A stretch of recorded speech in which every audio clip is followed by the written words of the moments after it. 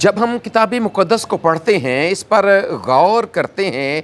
بغور اس کا مطالعہ کرتے ہیں، اور خاص طور پر جب ہم تخلیق کے مراحل پر غور کرتے ہیں اور کتاب مقدس کی پہلی کتاب یعنی پیدائش کی کتاب کی جانب اور اس کے ابتدائی ابواب کی جانب جاتے ہیں، تو وہاں پر جہاں ہمیں بہت کچھ سیکھنے کو ملتا ہے کہ خدا نے کس طرح اس ساری کائنات کو خلق کیا، وہیں پر بہت سے ایسے سوال بھی ہیں جو ان ابواب کو پڑھتے ہوئے ہمارے ذہن میں آتے ہیں۔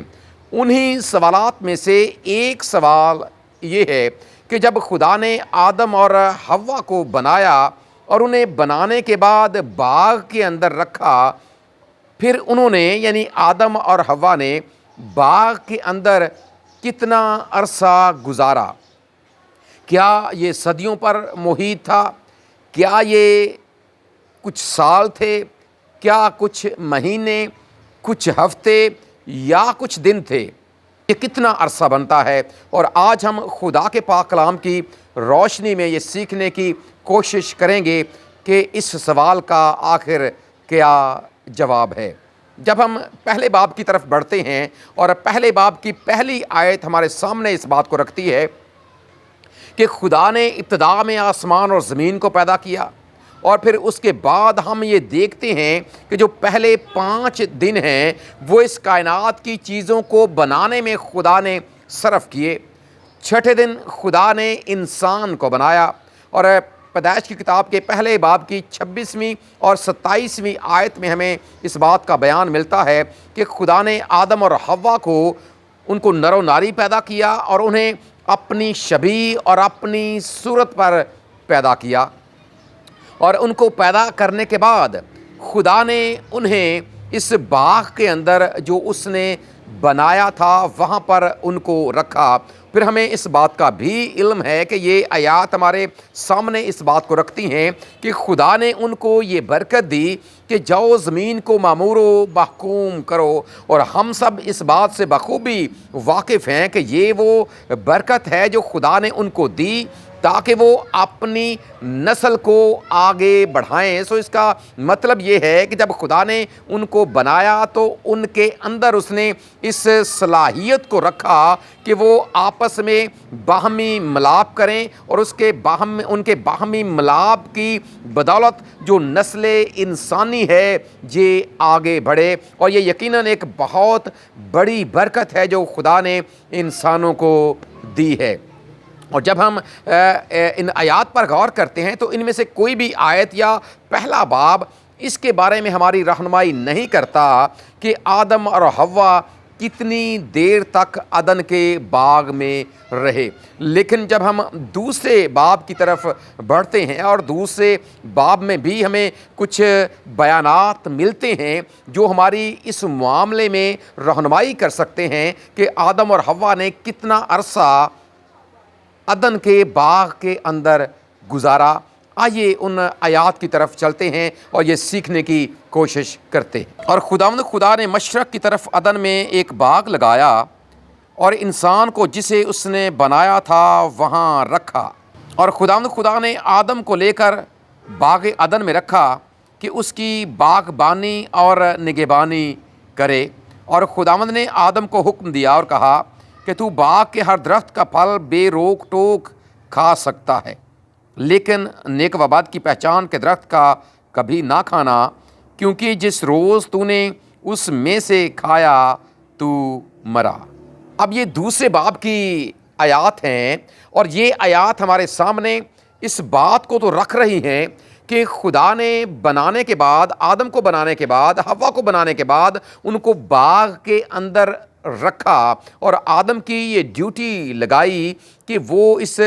باغ کی باغبانی کرے، یعنی اس کی رکھوالی کرے، اس کی نگہبانی کرے اور اس کا خیال رکھے۔ لیکن یہاں پر ہمیں بالکل ایسی کوئی بات لکھی ہوئی نہیں ملتی کہ کتنا عرصہ انہوں نے اس کے اندر گزارا۔ اور جب آپ اسی باب کو کچھ آگے پڑھتے ہیں تو آگے آپ کو یہ بیان بھی ملتا ہے کہ جب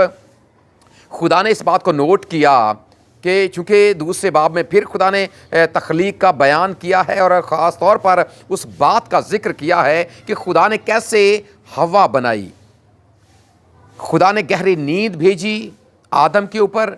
اور جب وہ گہری نیند سو گیا تو خدا نے اس کی پسلی نکالی اور اسے ایک عورت بنا کر وہ اس کے پاس لے کر آ گیا، کیونکہ خداوند نے یہ محسوس کیا کہ آدم کا اکیلا رہنا اچھا نہیں ہے، کیونکہ اس سے پہلے خدا سارے جانداروں کو اس کے پاس لے کر آیا کہ دیکھے کہ وہ ان کا کیا نام رکھتا ہے، اور بائبل مقدس ہماری رہنمائی کر رہی ہے کہ آدم ہی نے سارے جانداروں کے نام بھی رکھے۔ لیکن یہاں تک یہ بات تو کلیئر ہو جاتی ہے کہ دونوں میاں بیوی وہاں پر رہتے ہیں، خدا نے ان کو وہاں پر رکھا ہے، اکٹھے ان کو رکھا ہے، ان کو برکت بھی دی ہے، ان کو پھل اور سبزیاں اور جڑی بوٹیاں کھانے کی سہولت بھی دی ہے۔ دن اور رات بھی خدا نے ظاہر سی بات ہے اس سے پہلے خلق کر دیے ہیں، بنا دیے ہیں، ایک ترتیب چل رہی ہے، وقت جو ہے وہ آگے بڑھ رہا ہے، لیکن یہاں پر بھی ہمیں اس طرح کا کچھ بھی لکھا ہوا نہیں ملتا کہ انہوں نے کتنا عرصہ باغ کے اندر رہ کر گزارا۔ سو ہم مزید پاک کلام میں آگے بڑھتے ہیں اور یہ سیکھتے ہیں کہ جو اگلا باب ہے وہ ہماری اس کے بارے میں کیا رہنمائی کرتا ہے۔ اس کے بعد جب ہم تیسرے باب کی طرف بڑھتے ہیں تو تیسرے باب میں ہمیں اس بات کا پتہ ہے کہ کیسے جو ابلیس ہے وہ سانپ کے روپ میں آتا ہے اور وہ حوا کو بہکاتا ہے۔ حوا ممنوع پھل کھاتی ہے، خود بھی کھاتی ہے اور اپنے خامد کو بھی دیتی ہے، اور پھر اس طرح وہ گناہ کی حالت میں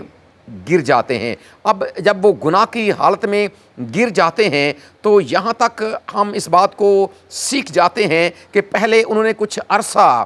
باغ میں رہ کر تو گزارا ہے، لیکن وہ کتنا عرصہ ہے بائبل اس کے بارے میں بالکل خاموش ہے۔ لیکن جب گناہ ہو چکتا ہے اور اس کے بعد خدا ان کے ساتھ ملاقات کے لیے آتا ہے، ذرا اس آیت پر بھی غور کرتے ہیں کہ یہ آیت اس کے بارے میں ہماری کیا رہنمائی کرتی۔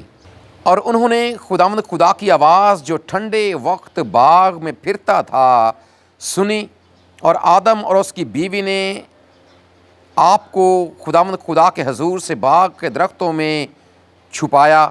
تب خداوند خدا نے آدم کو پکارا اور اس سے کہا تو کہاں ہے؟ اب یہاں پر جو 8ویں آیت ہے وہ ہمارے سامنے اس بات کو رکھتی ہے کہ خدا کی یہ روٹین ہے کہ وہ ٹھنڈے وقت میں باغ کے اندر پھرتا ہے، اور جب ہم ان الفاظ پر غور کرتے ہیں تو یہ لفظ ہماری اس جانب رہنمائی کرتے ہیں کہ یہ ایک ایسا عمل ہے جو تسلسل کے ساتھ جاری ہے، یعنی کہ خدا کی روٹین میں یہ بات شامل ہے کہ خدا آتا ہے جب ٹھنڈا وقت ہوتا ہے، اور ظاہر سی بات ہے پھر وہ آدم اور حوا کے ساتھ بھی ملاقات کرتا ہے اور ان کے ساتھ گفتگو بھی کرتا ہے، لیکن یہ بات بھی ہمیں اس بات کی طرف لے کر نہیں آتی کہ کتنا عرصہ یہاں پر یہ سلسلہ چلتا رہا، یا خدا کتنی دیر سے آ رہا تھا اور خدا کتنی دیر تک آتا رہا، اس کے بارے میں ہم بالکل نہیں جانتے، لیکن آگے والی آیات ہماری رہنمائی ضرور کرتی ہیں کہ پھر خدا نے آدم کو بھی سزا سنائی، پھر خدا نے حوا کو بھی سزا سنائی، اور پھر خدا نے سانپ کو بھی سزا سنائی، اور پھر آدم اور حوا کو وہاں سے باہر نکال دیا۔ اب یہاں تک بالکل بھی ہمیں اس بات کا اب علم نہیں ہے کہ آدم اور حوا نکال تو دیے گئے ہیں، گناہ کی وجہ سے وہ باغ سے بے دخل کر دیے گئے ہیں۔ قادر مطلق خدا نے جو خالق ہے اور مالک ہے، جس نے بنا کر انہیں باغ کے اندر رکھا ہے، اسی خدا نے انہیں وہاں سے نکال بھی دیا ہے، لیکن انہوں نے کتنا عرصہ وہاں پر گزارا کتاب مقدس اس کے بارے میں ہمیں بالکل نہیں بتاتی۔ اور اس عرصے کے بارے میں جو بہت سے لوگ ہیں اور بہت سے مفسرین ہیں وہ مختلف خیالات پیش کرتے ہیں۔ اب دیکھیں یہاں پر صرف ہم خیال ہی پیش کر سکتے ہیں، اور بائبل کے جو ماہر لوگ ہیں وہ اپنی رائے ہی دیتے ہیں مختلف حوالہ جات کو لے کر، مختلف حالات کو لے کر، مختلف واقعات کو لے کر، وہ قیاس آرائی تو کرتے ہیں، لیکن اس کے بارے میں ایگزیکٹ کتنا عرصہ ہے، وہ کتنے سال ہیں، وہ کتنے مہینے ہیں، یا وہ کتنے ہفتے ہیں، اس کے بارے میں بالکل ہمیں کسی کی بھی حتمی رائے نہیں ملتی۔ لیکن جب ہم تھوڑا سا آگے بڑھتے ہیں مزید خدا کے پاک کلام میں، جو چوتھے باب کی جو پہلی آیت ہے وہ ہمارے سامنے اس بات کو رکھتی ہے کہ جیسے ہی وہ باغ سے باہر نکلے ہیں تو خدا نے ان کو اولاد بخشی ہے۔ جو آدم ہے وہ اپنی بیوی کے پاس جاتا ہے، وہ حاملہ ہوتی ہے، اور پہلے قائن پیدا ہوتا ہے، اور قائن کے بعد پھر اس کا بھائی ہابل پیدا ہوتا۔ اب جب ہم اس بات کی طرف آتے ہیں کہ باغ میں سے نکالے جانے کے بعد ہی وہ صاحب اولاد بنتے ہیں،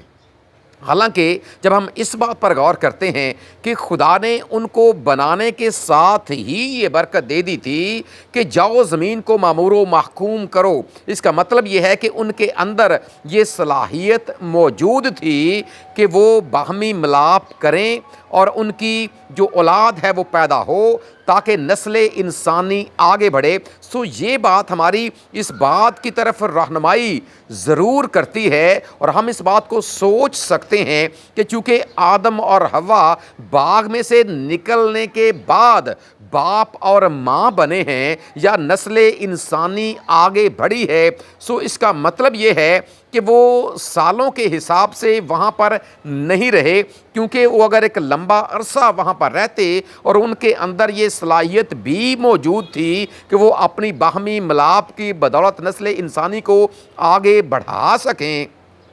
لیکن ایسا نہیں ہوا۔ چونکہ باغ میں سے نکلنے کے بعد ایسا ہوا ہے، تو پھر اس کا مطلب یہ ہے کہ ہم ضرور یہ بات سوچ سکتے ہیں کہ وہ یا تو کچھ مہینے وہاں پر رہے ہیں، یا پھر زیادہ جو علماء ہیں وہ اس بات پر متفق ہیں کہ وہ چند ہفتے یا پھر چند دن صرف باغ میں رہے ہیں، اور پھر اس کے بعد ابلیس نے ان پر جو آزمائش وہ لے کر آیا ہے وہ اس آزمائش میں گر گئے ہیں، گراوٹ کا شکار ہو گئے ہیں، اور خدا کی نافرمانی انہوں نے کر لی ہے، اور چند ہفتوں یا پھر چند دنوں کے بعد ہی وہ باغ سے نکال دیے گئے ہیں۔ سو ہم اس بات کو ضرور اپنے سامنے رکھ کر اس بات کا اندازہ بھی لگا سکتے ہیں اور اس کے بارے میں سوچ سکتے ہیں، اور بائبل کے زیادہ تر علماء اسی بات پر متفق ہیں کہ انہوں نے چند ہفتے یا پھر چند دن باغ کے اندر رہ کر گزارے ہیں۔ اور اس کے ساتھ جب ہم مزید تھوڑا سا آگے بڑھتے ہیں تو خدا کا پاک کلام ہماری اور طرح سے بھی رہنمائی کرتا ہے۔ ذرا اس بات کو بھی سیکھ لیں۔ یہ آدم کا نسب نامہ ہے۔ جس دن خدا نے آدم کو پیدا کیا تو اسے اپنی شبیہ پر بنایا، نر اور ناری ان کو پیدا کیا اور ان کو برکت دی، اور جس روز وہ خلق ہوئے ان کا نام آدم رکھا۔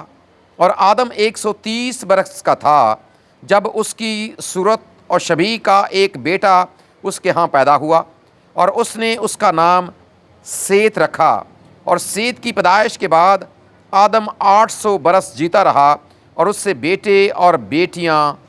پیدا ہوئیں۔ اب دیکھیں، یہ حوالہ ہماری اس طور سے رہنمائی کرتا ہے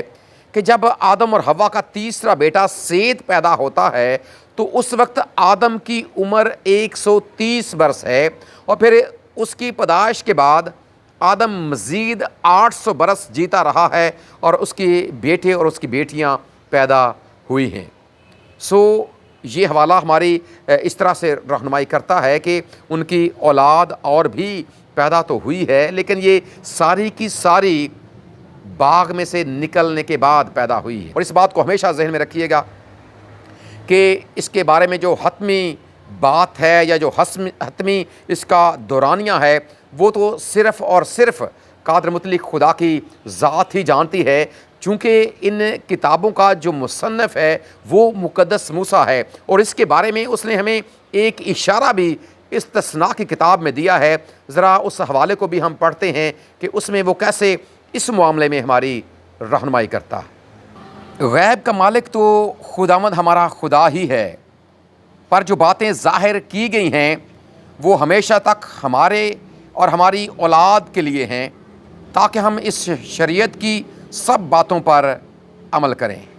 یہاں پر मुक़द्दस मूसा ने एक बात वाज़ेह कर दी है कि जो गैब का इल्म है या जो गैब की बातें हैं वो सिर्फ़ और सिर्फ़ कादिर मुतलक खुदा जानता है। और हम इस अरसे के बारे में भी यही हतमी राय दे सकते हैं बतौर ईमानदार, क्योंकि हमारा खुदावंद पर जो किताब मुक़द्दस का खुदा है उसी की ज़ात पर ईमान, यकीन और भरोसा है जो इस कायनात का खालिक और मालिक है। और हम भी फिर ये हतमी राय दे सकते हैं कि इसके बारे में जो हतमी बात है या जो हतमी फ़ैसला है कि वो वहाँ पर कितनी देर रहे, वो सदियाँ वहाँ पर रहे, सालों वहाँ पर रहे, 1 साल वहाँ पर रहे, कुछ महीने रहे, कुछ हफ्ते रहे या कुछ घंटे रहे, इसके बारे में सिर्फ़ और सिर्फ़ उसी की पाक ज़ात जानती है। और एक और हवाला जो नए अहदनामे में लिखा गया है, हम ज़रा उस पर भी गौर करते हैं कि वो इस मामले में हमारी कैसे रहनुमाई करता। और भी बहुत से काम हैं जो यीशु ने किए, अगर वो जुदा जुदा लिखे जाते तो मैं समझता हूँ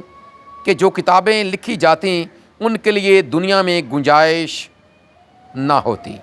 हम अपने कादिर मुतलक खुदा का शुक्र अदा करते हैं जो अपने पाक कलाम के ज़रिए से हमारी रहनुमाई करता है। और किताब मुक़द्दस के जो जय्यद उलमा हैं वो भी इसी बात पर हमें मुत्तफ़िक नज़र आते हैं। पहली बात तो ये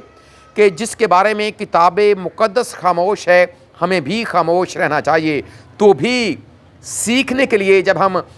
डुबकी लगाते हैं, गहराई में जाते हैं और जो बातें हमारे सामने आती हैं उनको हम उसी कदर ही बयान कर सकते या बता सकते हैं जिस तौर से किताब मुक़द्दस में हमारी रहनुमाई की गई है। और इस्तिस्ना की किताब में मुक़द्दस मूसा ने लिखा कि गैब का इल्म सिर्फ़ खुदा के पास है, अलीम कुल वही है, वही सब बातें जानता है।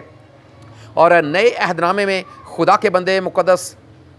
यूहन्ना ने इस बात को लिख दिया कि अगर सारी बातें लिखी जाती तो इतनी किताबें बन जाती कि ज़मीन पर गुंजाइश मौजूद ना रहती। सो ये बातें हमारी इसी तरफ रहनुमाई करती हैं कि जितना हमारे खुदा ने हमें बताया है, जितना उसने हमें समझाया है, जितनी उसने अपने पाक कलाम में हमारी रहनुमाई की है, उसके लिए हमेशा उसका शुक्र और उसके नाम की तारीफ़ करते रहें। हमारा खुदा हमें ऐसा ही करने का